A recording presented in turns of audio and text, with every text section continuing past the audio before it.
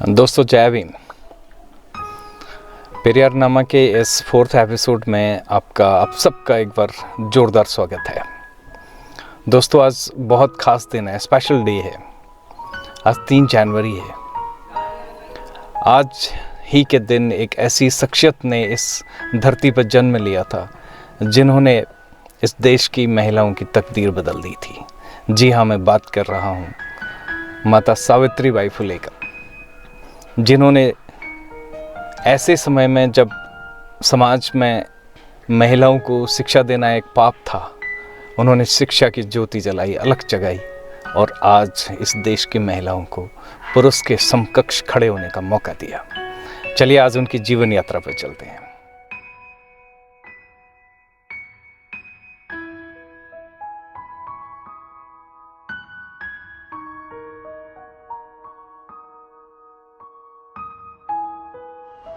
माता सावित्रीबाई फुले का जन्म 3 जनवरी 1831 को महाराष्ट्र में हुआ था और थोड़े ही समय के बाद 1840 में उनका विवाह ज्योतिबा फुले के साथ हुआ।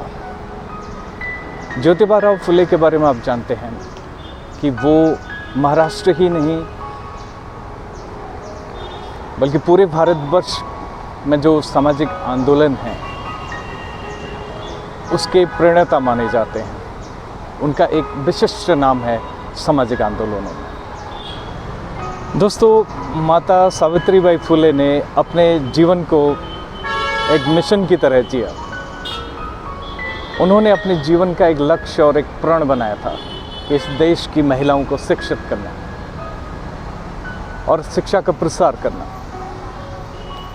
उनके जो जीवन के लक्ष्य थे उनमें सबसे पहले था कि वो जो छुआछूत थी समाज के अंदर उसको समूल नष्ट करना चाहती थी। वो महिलाओं की मुक्ति चाहती थी।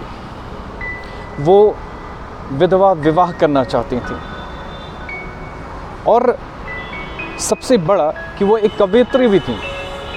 उनको महाराष्ट्र में मराठी आदि कवयित्री के नाम से जाना जाता है।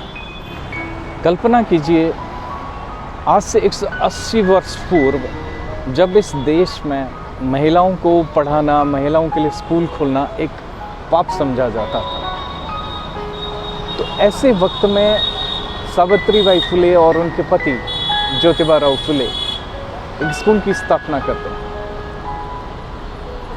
और ये स्कूल किसी जाति विशेष के लिए नहीं था, ये स्कूल सभी धर्मों और सभी जातियों के लिए था। हर बिरादरी और धर्म के लोग इस विद्यालय में पढ़ सकते थे। 3 जनवरी 1848 को माता सावित्रीबाई फुले और उनके पति एक स्कूल खोलते हैं। विभिन्न जाति धर्मों की 9 बालिकाओं के लिए ये स्कूल खोला जाता है और इस स्कूल की प्रगति देखिए कि 1 साल के अंदर ही इसकी 5 ब्रांचेस यानी ऐसे ही 5 स्कूल और खोल दिए जाते हैं और सफल होते हैं अपने मिशन में। माता सावित्रीबाई फुले जब अपने स्कूल को जाती थीं तो रास्ते में लोग उन पर गंदगी, कीचड़, गोबर फेंका करते थे और तमाम तरह की ताने सुनने पड़ते थे। लेकिन इससे विचलित हुए बिना वो अपने मिशन पर कामयाब रहीं, डटी रहीं, अड़ग रहीं।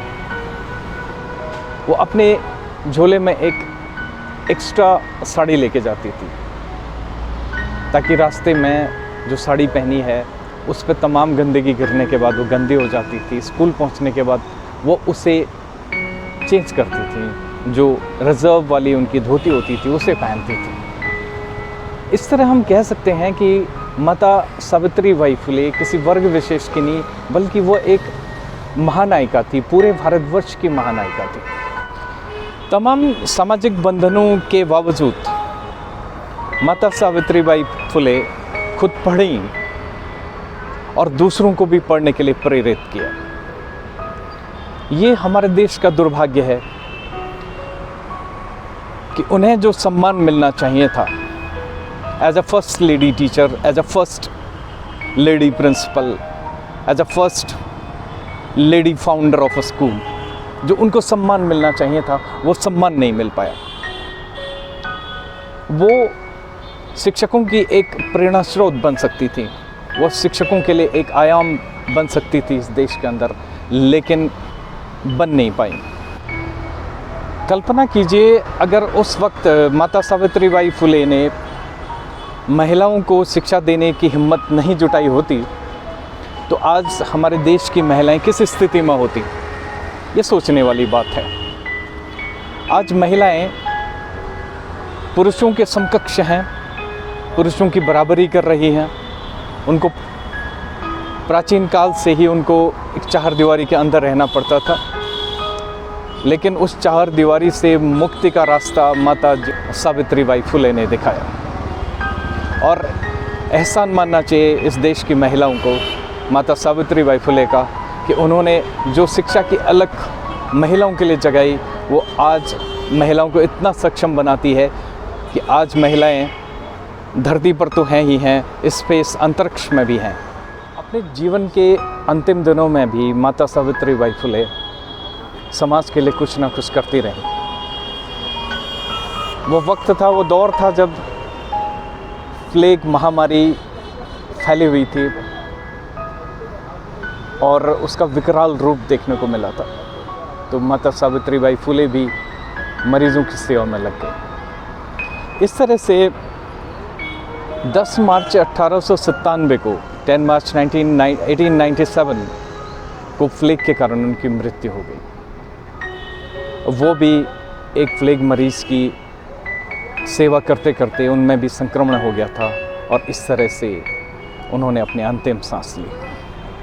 तो दोस्तों, हम सैल्यूट करते हैं ऐसी महानायिका लेडी को, सावित्रीबाई फुले को, जिन्होंने अपना सर्वस्व, अपना जीवन समाज के लिए दिया, महिलाओं के लिए दिया, वो भले ही किसी वर्ग की थी। और हम याद करते हैं सावित्रीबाई फुले को उनके जन्मदिन पर। और इसी तरह से आप हमारे चैनल को देखते रहिए, सब्सक्राइब करिए, लाइक करिए, अपने दोस्तों में शेयर करिए, ताकि सामाजिक आंदोलन और सामाजिक जो हमारे प्रेरणा रहे हैं, योद्धा रहे हैं, जिन्होंने समाज के लिए बहुत कुछ किया है, उनकी कहानियाँ इस चैनल पर, हमारे इस चैनल पर आती रहेंगी और लोगों तक आपका फ़र्ज़ बनता है कि आप उनको लोगों तक पहुँचाएँ। ये बहुजन साहित्य है, इसे हमें जन जन तक पहुँचाना है। जय भीम दोस्तों।